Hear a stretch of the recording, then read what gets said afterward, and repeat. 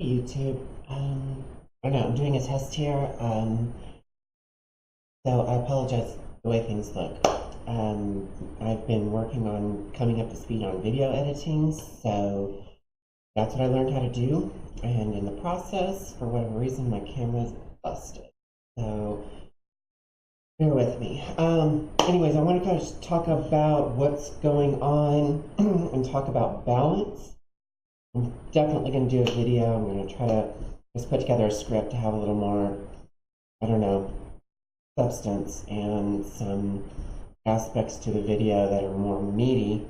So right now it's going to be kind of high level, but basically it's a real shame, and everybody knows it, that we've gotten to a point in especially the culture of this nation that racism and ageism, transphobia, homophobia, and I hate to use these words. I mean, it's complete nonsense to say transphobia and homophobia, because it's not a fear. I mean, this is just outright prejudice and bigotry and hatred. So it's trans hate, and it's, you know, homosexual hate, and it's just, you can tell. I mean, this manifests itself, and you can see it every single time when someone feels uncomfortable about someone else because of some preconceived box that they belong in. You know, whether it's skin color, or they're too old, or they're too young, or it's a generational thing, or you know, who they love, or their you know, experiences in life and what makes them who they are. So it's really sad that you can literally see it come over their face. You can literally see the way their body reacts because they have such a hatred in them, and they're more willing and eager to hold on to that hate and that anger. I don't even understand it. I'm speculating here. This is where I need to do some research and probably really find out. It's the psychological ramifications of many different aspects, probably part of their upbringing, part of the culture that they're around. You know, there's so many different parts of what makes up people's ideologies and their value system, and I guess their integrity. And so I'm going to delve a lot into that, but I promised myself I was going to make this video today, and this is as good as it's going to get for the day, which is really crappy, but it is what it is. I think I got sucked into Twitter, kind of putting together, you know, an AOC dance video that really inspired me to kind of learn video editing, which was super fun. I'm super pumped, and I'm super excited about doing a lot more. But at the same time, it's left me in this state where this is messed up. So I apologize for how this looks.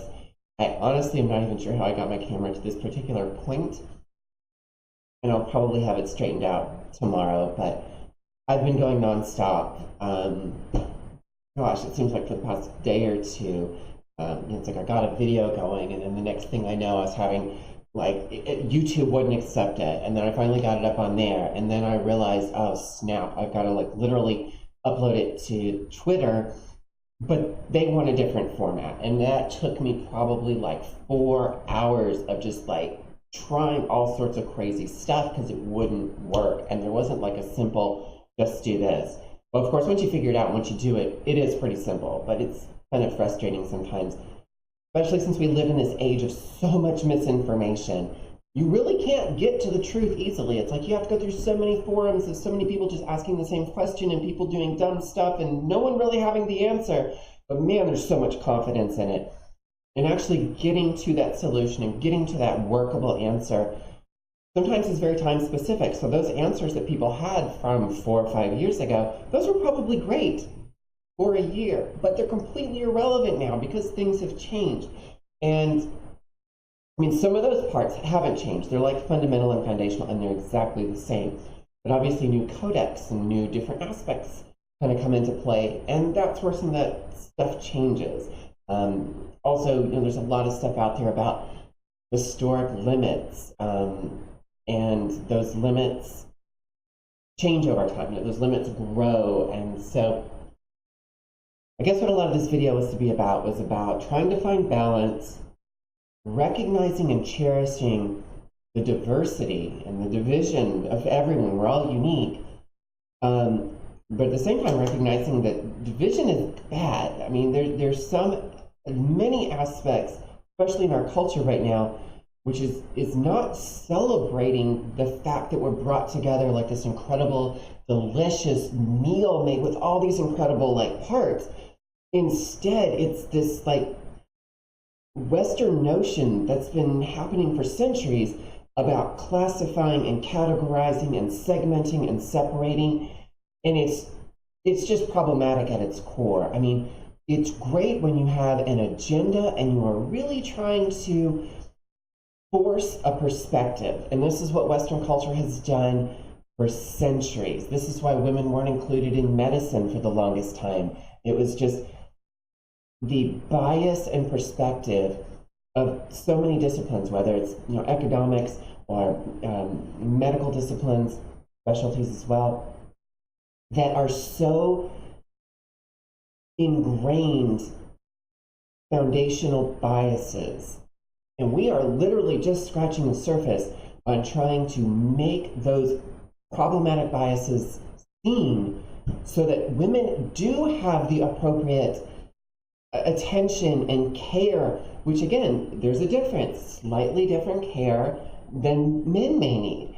And because the bias was there and so much of medicine was completely focused on men, and some of the men's perspective on the way women are was just so obscene. I mean, you could tell it was this hierarchical, it's no different than the racism that's seen out there. It's this white, straight, male perspective has been this century-old norm. It is, and everything outside of that is abnormal and is problematic.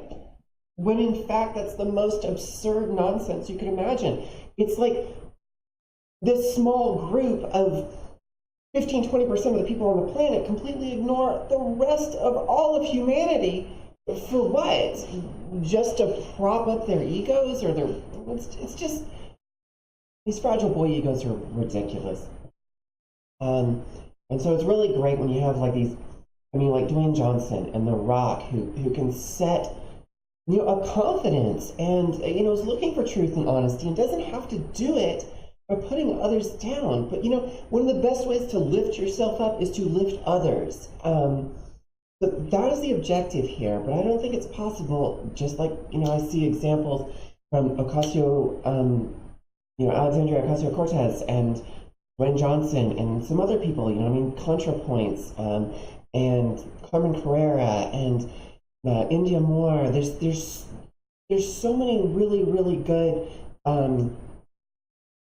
individuals out there really trying to improve themselves and improve the world and help. I think we need to find a way to organize better and to come together and to really put lots of energy into unifying and coordinating to make things better. Because that's what this Western white male culture has done.